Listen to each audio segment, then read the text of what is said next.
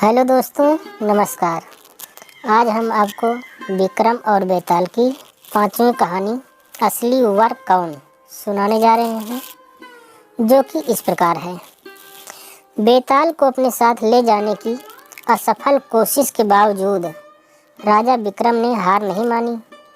इसलिए महाराजा विक्रमादित्य फिर से पेड़ के पास पहुँचे और बेताल को पेड़ से उतार कर अपनी पीठ पर लाद कर ले जाने लगे। फिर बेताल ने एक नई कहानी सुनाना आरंभ किया। बहुत समय पहले की बात है। उज्जैन नगरी में महाबल नाम का राजा राज करता था।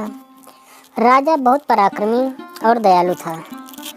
उसकी एक बेटी थी जिसका नाम महादेवी था। महादेवी बहुत सुंदर और सुशील लड़की थी।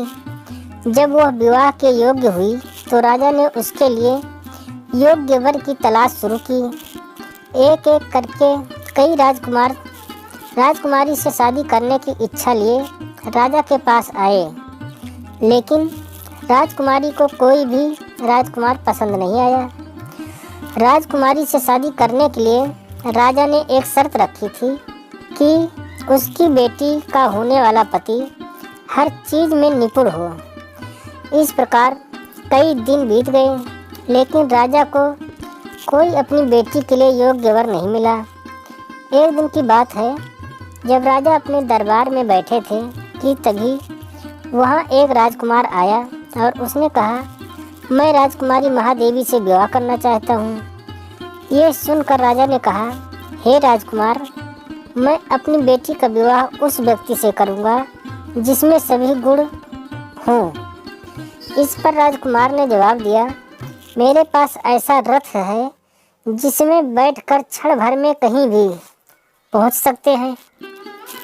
ये सुनकर राजा ने कहा, ठीक है, तुम कुछ दिन रुको, मैं राजकुमारी से पूछकर तुम्हें जवाब दूंगा। कुछ दिनों बाद एक और राजकुमार वहां पहुंचा। उसने राजा से कहा, मैं त्रिकालदर्शी हूँ और भूत, वर्तमान व भविष्य तीनों देख सकता हूँ। मैं चाहता हूँ कि राजकुमारी का विवाह मुझसे हो।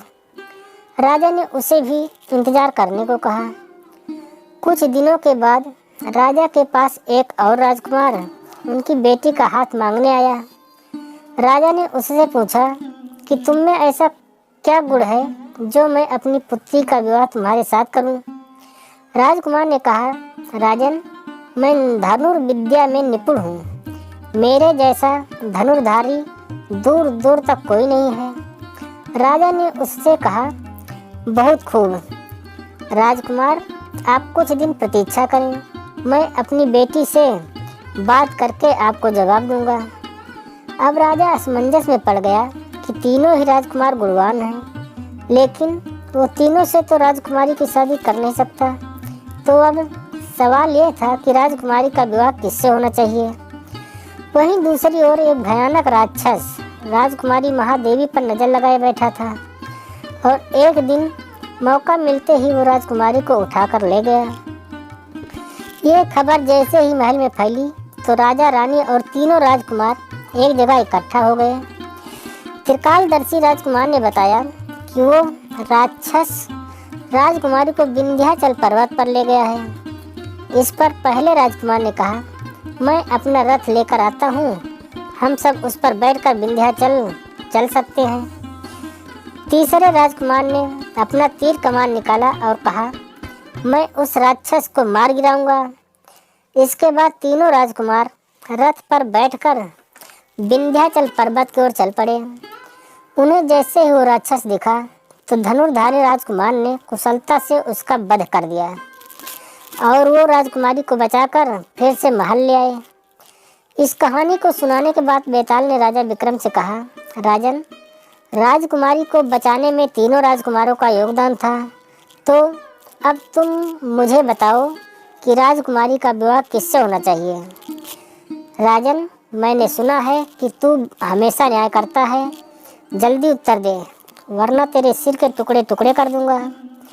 इस पर राजा विक्रमादित्य ने उत्तर दिया कि राजकुमारी का विवाह धनुर्धारी राजकुमार से होना चाहिए, क्योंकि उसने राक्षस से लड़ाई करके राजकुमारी को बचाया और बाकी दोनों राजकुमारों ने केवल उसकी मदद की।